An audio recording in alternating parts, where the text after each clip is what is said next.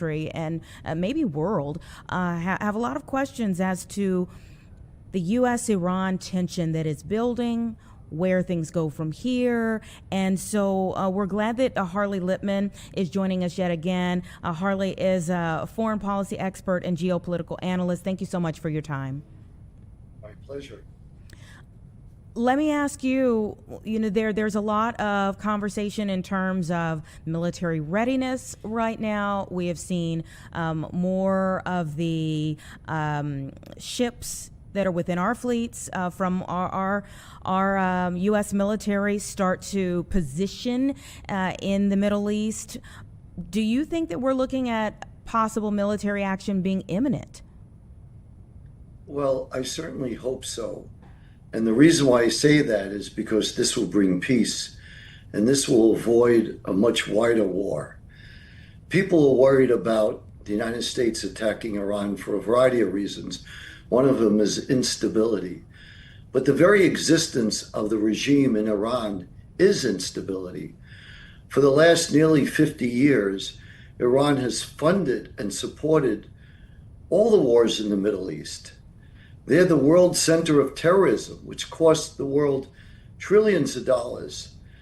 And if you're able to take out this regime, you're going to end most terrorism and destroy the leading supporter of radical Islam.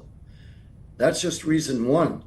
Reason two is that since this big armada is stationed off the coast of Iran, and President Trump does not use it, he will appear weak, and Iran will appear strong.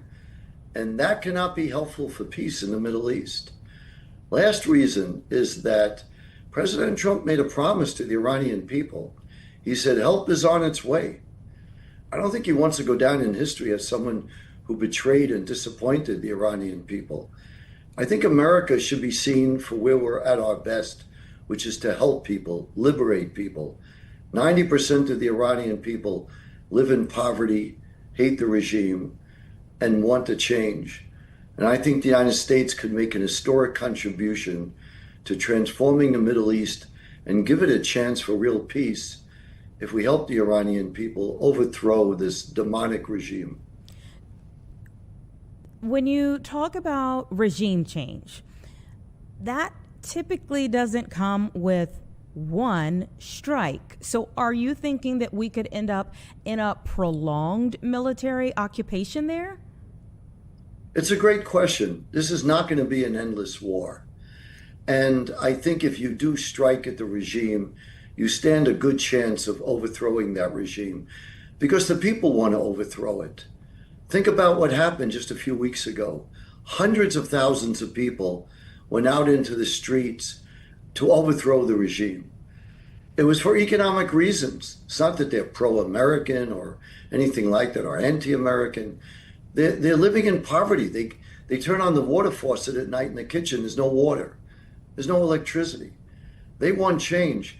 And they want help from the United States. If Iran is attacked, this regime may crack and break.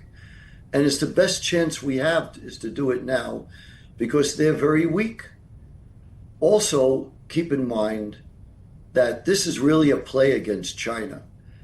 Can't forget that China is America's #1 adversary. For good or for bad, this is what it is. And it gets its oil from Iran, a substantial amount of it. This would be a huge advantage for the United States to leverage against China to prevent a bigger war. So I think for so many reasons, this will create the best chance for peace in the Middle East. No one wants war. No one wants people to die. These are all terrible things to happen.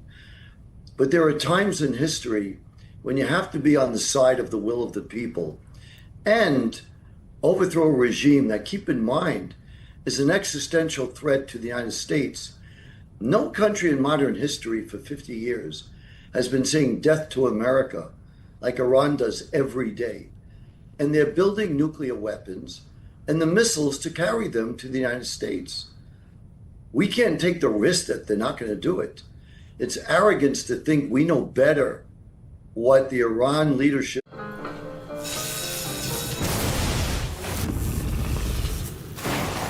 United States I think the United States needs to do this for our national security. Even China, which is our main adversary, does not want to destroy America.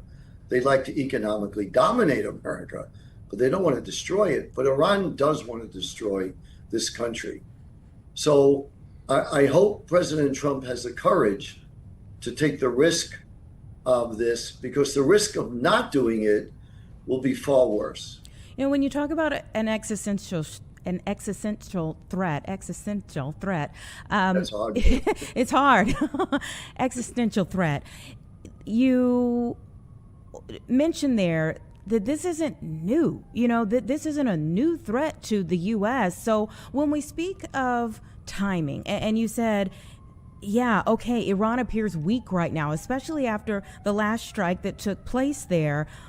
But is this really about them being weak at the moment, or seeming weak at the moment? Or have to ask, is the timing aspect 2026 being a midterm year? Well, that's a great question, because I think President Trump is at great risk of losing the midterm elections if he doesn't attack Iran. Because the Democrats will say, everybody says that President Trump keeps his word, but he didn't do it here. He promised to help the Iranian people, and he didn't do it. And that is going to undermine voters who want to vote for Trump. Even on the Republican side, a lot of Republicans and independents, and even some Democrats, may lose respect for President Trump if he doesn't do this. And I think that can't be good in the world, because largely the world has been at peace while President Trump has been the president of the United States, because people are afraid of him. He's unpredictable, which has created less conflict, and no new wars have started while President Trump is president, unlike during the Obama and Biden administration. So I think in terms of the midterm elections, President Trump is at great risk of terrible losses if he doesn't show American strength and do what is the right thing. And again, I think will transform the Middle East. Iran has been the one country that has created huge amounts of death to their neighbors. They have occupied their neighbors, Lebanon, Syria, the Houthi. They arm them, who fire rockets at America's allies and friends in the region. And when you say that, is this about the midterm elections? I don't think it's about the midterm elections, but the consequences will be a loss for the Republicans in the midterm elections. And about this being an endless war, I don't think so. Iran is very, very weak. They were devastated in the last war in June. Their air defenses were largely wiped out, with the United States and Israel attacking Iran. You will not get another chance like this in history, because Iran is rebuilding.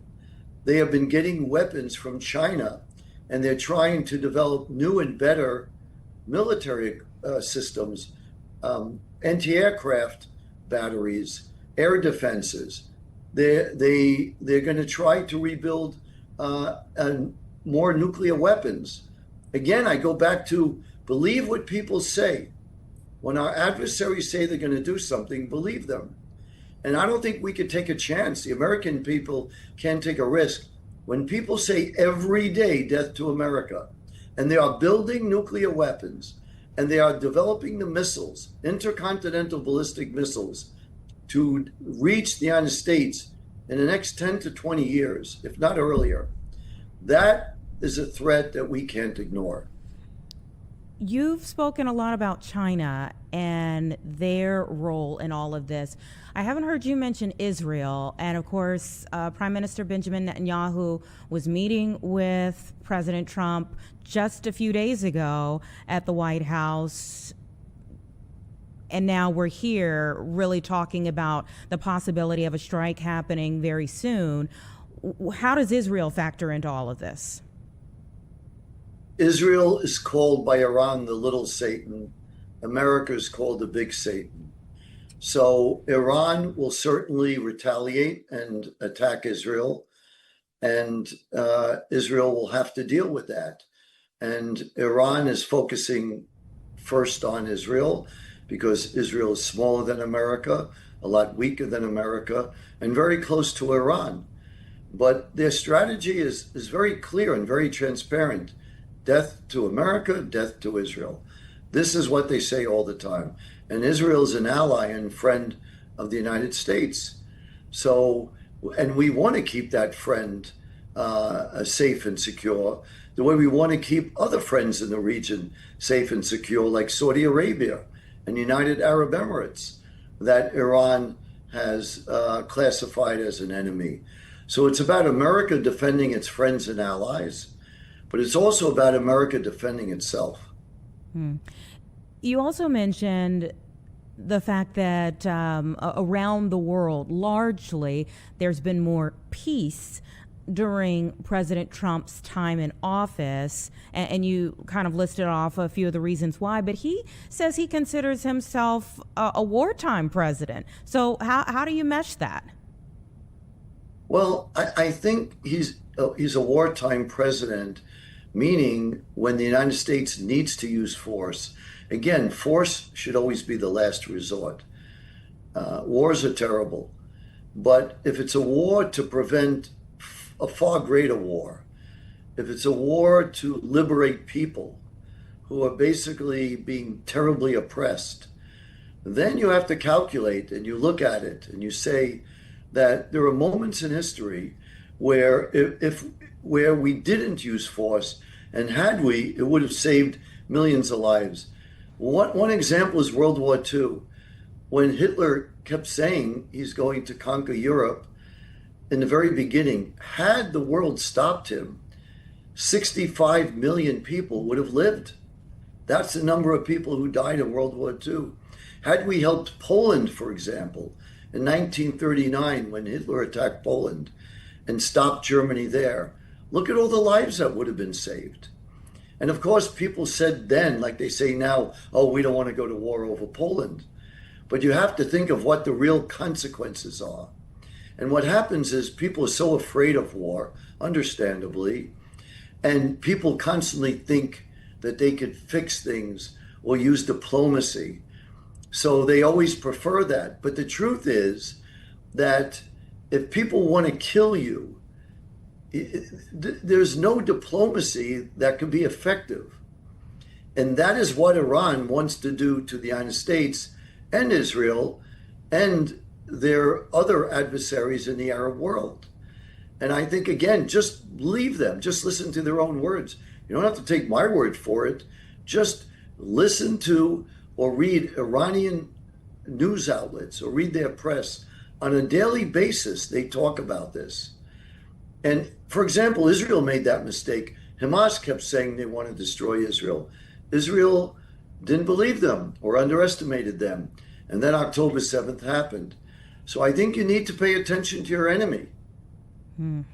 What do you make of the Board of Peace?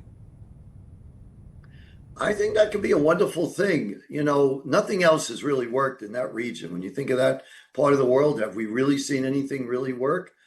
Not really. So here's an opportunity to try something new. I give the president a lot of credit to be creative, think out of the box. In some sense, it's kind of a real estate play to develop Gaza.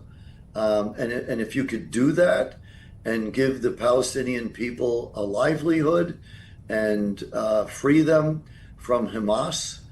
You know, today, you don't eat in Gaza unless you help Hamas. They control everything. And they're not serving the best interests of the Palestinians. They're a death cult. And look what they brought to the Palestinians.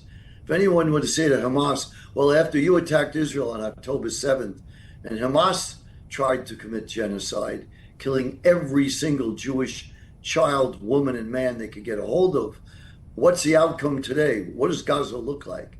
It's rubble. It's millions of tons of destruction.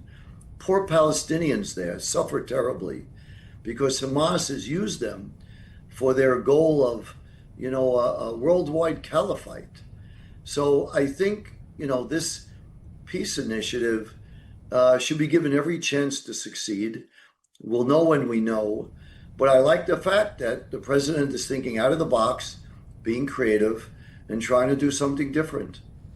All right. Well, we'll see where it goes. And of course, we're all paying attention to these next few days, especially to see if there is some action that takes place between the U.S. and Iran. Our prayers are with all of the military families as they are most affected. Thank you so much for your time today. My pleasure. Thank you for having me. Have a good weekend. It's 1:47, everyone. Give us 2 minutes and we'll be right back.